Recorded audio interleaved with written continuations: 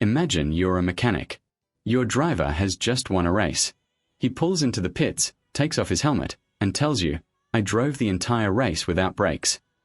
You'd laugh, right? You'd think it was a joke. That's exactly what happened in England in 1982, and what the team found when they opened that car left everyone speechless.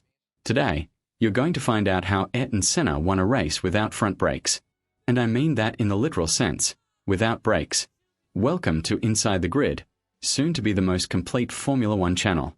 If you're not subscribed yet, do that now and turn on notifications, because there will be a new video every day, with news, analysis, and curiosities. And stay until the end, because I have proof of this entire story, with Ayrton Senna himself talking about it. You've probably heard several stories about our great champion, the victory using only 6th gear, the race where he started from last place and overtook everyone, the greatest opening lap in motorsport, and those wins where he built nearly a full lap lead over his rivals. But this story is different. This is the story that almost no one tells or even knows. And it didn't happen in Formula One, nor in Monaco or in Lagos. It happened at a small British circuit called Snetterton, in 1982, in front of very few people. That's where the legend began to be forged. In 1982, Senna was competing in Formula Ford 2000, one of the main feeder series to the top level. At that time, he was still known as Ayrton da Silva, a young Brazilian trying to prove to Europe that he deserved to be there. The start of the season was overwhelming. 6 wins in the first 6 races. It looked like the championship would be a walk in the park, but the British driver Calvin Fish had other plans. Fish was consistent, fast, and knew every inch of the English tracks. It was raw Brazilian speed against local British precision, and the F1 teams were already watching every result closely. Senna understood that, racing on his rival's home turf, it wasn't enough to be fast. He had to be undeniable. And Fish was patiently waiting for any mistake. Then came the Snetterton round. In the opening laps, Senna ran off the track in an error, and when he rejoined the race, he realized the front braking system had completely failed. No pressure at all. Imagine your foot on the pedal at over 200 kilometers per hour, heading into a corner, and the pedal goes straight to the floor. Nothing. For any other driver, that would have been the end of the race. For Senna, it was just a problem to overcome. He realized there was a minimal amount of pressure in the system, as long as he didn't touch the pedal. So he made the decision no one else would make, to continue.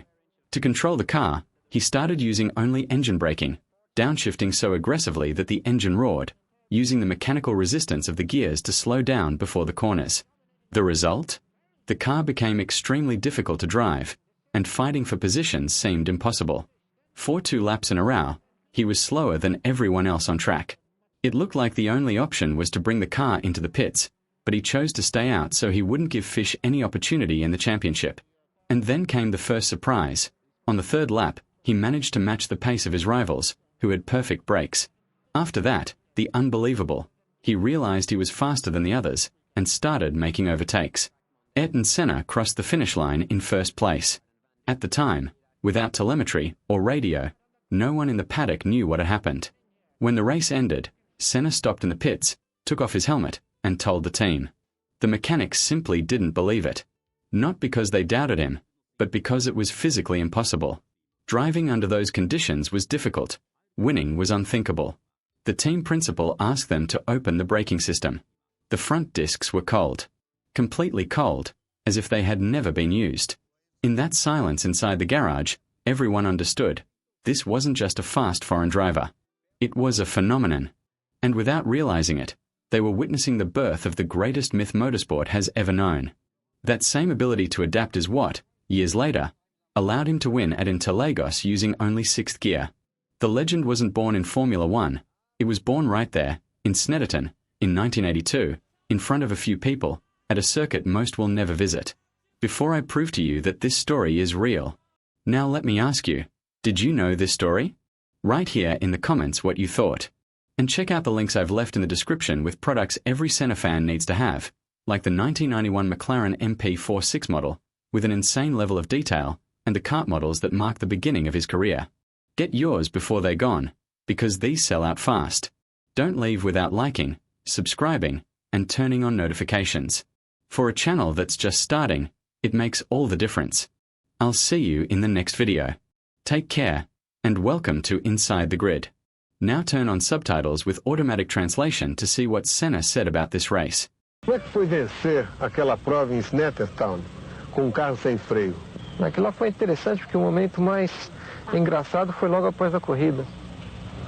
Assim que deu a bandeirada, eu dei uma volta, parei em frente aos boxes e estavam os mecânicos ali, o Maurício Benjamin estava ali também. Ele sabia que tinha alguma coisa errada, mas não sabia identificar. Isso pelo desempenho durante a prova, né? Pelo comportamento meu durante a prova.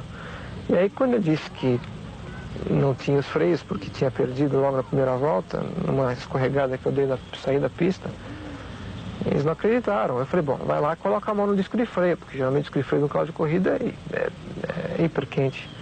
Vai lá e coloca a mão no disco de freio, tem que estar gelado, né? E o Maurício foi direto, botou a mão no disco e estava realmente frio o disco de freio. Eu hoje não faria isso, absolutamente. Eu acho que ali a vontade de vencer e um pouco da inconsequência, da inexperiência, me levaram a fazer a prova sem freio, mas hoje eu não faria porque o risco é enorme.